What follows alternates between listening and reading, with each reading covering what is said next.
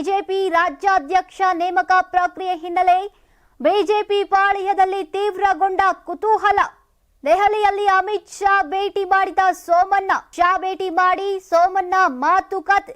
ವಿಜೇಂದ್ರ ಬದಲಾವಣೆಗೆ ತೀವ್ರ ಒತ್ತಡ ಹಿನ್ನೆಲೆ ವಿಜೇಂದ್ರ ವಿರುದ್ಧ ರೆಬಲ್ ಅಂಡ್ ಎಎಂಪಿ ತಟಸ್ಥವನ ತಂತ್ರ. ಮಹತ್ವ ಪಡೆದ ಶಾ ಸೋಮಣ್ಣ ಭೇಟಿ. ರಾಜ್ಯ ಬಿಜೆಪಿ ಅಧ್ಯಕ್ಷ ವಿಜೇಂದ್ರ ಬದಲಾವಣೆಗೆ ಕಳೆದೊಂದು ವರ್ಷದಿಂದ ಭಾರಿ ಒತ್ತಡವಿದೆ. ವಿಜೇಂದ್ರ ಬದಲಾವಣೆ ಮಾಡಲೇಬೇಕು ಅಂತ ಯತ್ನಾಳ್ ನೇತೃತ್ವದಲ್ಲಿ ಕುಮಾರ ಬಂಗಾರಪ್ಪ, ಅರವಿಂದ್ ನಿಂಬಾವಳಿ, ಮಾಜಿ ಸಂಸದ ಜಿಎಂ ಸಿದ್ದೇಶ್ವರ್ ಸೇರಿದಂತೆ ಹಲವು ಸಭೆಗಳನ್ನ ಮಾಡಿದ್ರು. ಬಿಜೆಪಿ ಹೈಕಮಾಂಡ್ ಬಸನಗೌಡ ಪಾಟೀಲ್ ಯತ್ನಾಳ್ ರಣಪಕ್ಷದಿಂದ ಉಚ್ಚಾಟನೆಯನ್ನ ಮಾಡಿತ್ತು. ಯತ್ನಾಳ್ ಉಚ್ಚಾಟನೆ ನಂತರ ಬಿಜೆಪಿಯಲ್ಲಿ ವಿಜೇಂದ್ರ ವಿರುದ್ಧ ಅಸಮಾಧಾನ ತೀವ್ರಗೊಂಡಿತ್ತು. ಮಾಜಿ ಸಂಸದ ಸಿದ್ದೇಶ್ವರ್, ಮಾಜಿ ಸಚಿವ ಅರವಿಂದ್ ನಿಂಬಾವಳಿ, ಕುಮಾರ್ ಬಂಗಾರಪ್ಪ ವಿಜೇಂದ್ರ ಅಧ್ಯಕ್ಷರಾಗಿ ಮುಂದುವರಿಯೋದನ್ನ ಸುತಾರಾಮ್ ಒಪ್ತಾ ಇಲ್ಲ.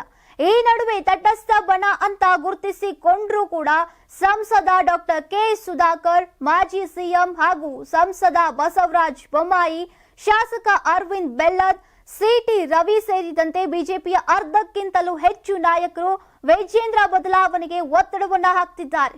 ಈ ನಡುವೆ ವಿಜೇಂದ್ರ ಬದಲಾವಣೆ ಮಾಡುವುದಾದ್ರೆ ಸಂಸದ ಬಿವೈ ರಾಘವೇಂದ್ರ ಅವರನ್ನ ರಾಜ್ಯಾಧ್ಯಕ್ಷರನ್ನಾಗಿ ಮಾಡುವ ಚರ್ಚೆ ಕೂಡ ನಡೀತಾ ಇದೆ. ಅಲ್ಲದೆ ತುಮಕೂರು ಸಂಸದ ವಿ ಸೋಮಣ್ಣ ಕೇಂದ್ರ ಸಚಿವರಾದ ಮೇಲೆ ಕೇಂದ್ರ ನಾಯಕರಿಗೆ ಭಾರಿ ಹತ್ತಿರವಾಗಿದ್ದಾರೆ.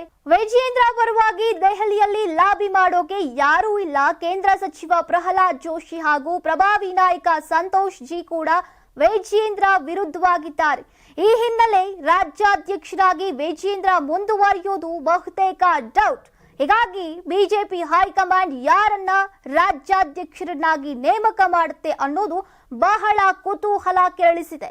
ಇಂದು ಕೇಂದ್ರ ಸಚಿವ ಸೋಮಣ್ಣ ಅಮಿತ್ ಶಾ ಬಳಿ ಯಾವ ಅಭಿಪ್ರಾಯವನ್ನ ವ್ಯಕ್ತಪಡಿಸಿದ್ದಾರೆ ಅನ್ನೋದು ಕೂಡ ಬಹಳ ಮುಖ್ಯವಾಗಲಿದೆ.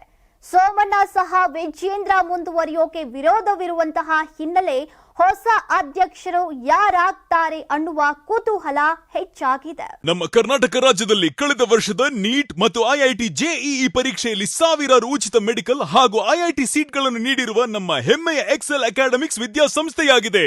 ಒಂದು ವರ್ಷದ ಲಾಂಗ್ ಟರ್ಮ್ ನೀಟ್, ಸಿಇಟಿ ಮತ್ತು ಐಐಟಿ ಜೆಇಇ ದಾಖಲಾತಿ ಪ್ರಾರಂಭವಾಗಿದೆ. ಮೆಡಿಕಲ್ ಅಂದ್ರೆ ಎಕ್ಸೆಲ್, ಎಕ್ಸೆಲ್ ಅಂದ್ರೆ ಮೆಡಿಕಲ್. ನಾನು 86 ಕೆಜಿ ಇದ್ದವಳು 71 ಕೆಜಿ ಬಂದಿದ್ದೀನಿ. ವಯಸ್ಸಾದ್ಮೇಲೆ ಸ್ಮಾರ್ಟ್ ಆಗಿ ಕಾಣ್ತೀರಾ ಅಂದ್ರೆ ಜಿನ್ನಿ. 126 ಕೆಜಿ ವೇಟ್ ಇದ್ದು ನಾವು ಈಗ 114 ಕೆಜಿ ಲೆಕ್ಕ ಬಂದಿದ್ದೀವಿ. ಯಾವುದೇ ಸೈಡ್ ಎಫೆಕ್ಟ್ ಆಗಿಲ್ಲ. 84ರಿಂದ 50 ಕೆಜಿ ಬಂದೆ. ಆಮೇಲೆ ಸಣ್ಣಗೆ ಫಿಟ್ ಆಗಿದ್ದೀನಿ. ಅದಕ್ಕೆ ನಾನು ಯೂಸ್ ಮಾಡ್ತಾ ಇರೋದು ಜೀನಿ ಸ್ಲಿಮ್.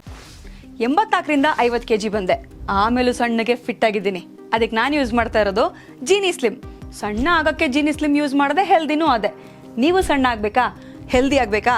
ಹಾಗಿದ್ರೆ ಜೀನಿ ಸ್ಲಿಮ್ ಯೂಸ್ ಮಾಡಿ. ಸಣ್ಣ ಆಗೋದಕ್ಕೆ ಯಾವುದೋ ಪ್ರಾಡಕ್ಟ್ ಹೇಳ್ತಾ ಇದ್ದಾಳೆ, ಏನಾದರೂ ಸೈಡ್ ಎಫೆಕ್ಟ್ಸ್ ಇದೆ ಅಂತ ಯೋಚನೆ ಮಾಡ್ತಾ ಇದ್ದೀರಾ? ಖಂಡಿತ ಇಲ್ಲ. ಯಾಕಂದ್ರೆ ಇದು ಕೆಮಿಕಲ್ ಫ್ರೀ. ಸಣ್ಣ ಆಗಬೇಕು ಅಂದ್ರೆ ಜೀನಿ ಸ್ಲಿಮ್ ಯೂಸ್ ಮಾಡಿ. ಹೆಚ್ಚಿನ ಮಾಹಿತಿಗೆ ಕೆಳಗೆ ಡಿಸ್ಪ್ಲೇ ಆಗ್ತಿರೋ ನಂಬರ್ಗೆ ಕಾಲ್ ಮಾಡಿ.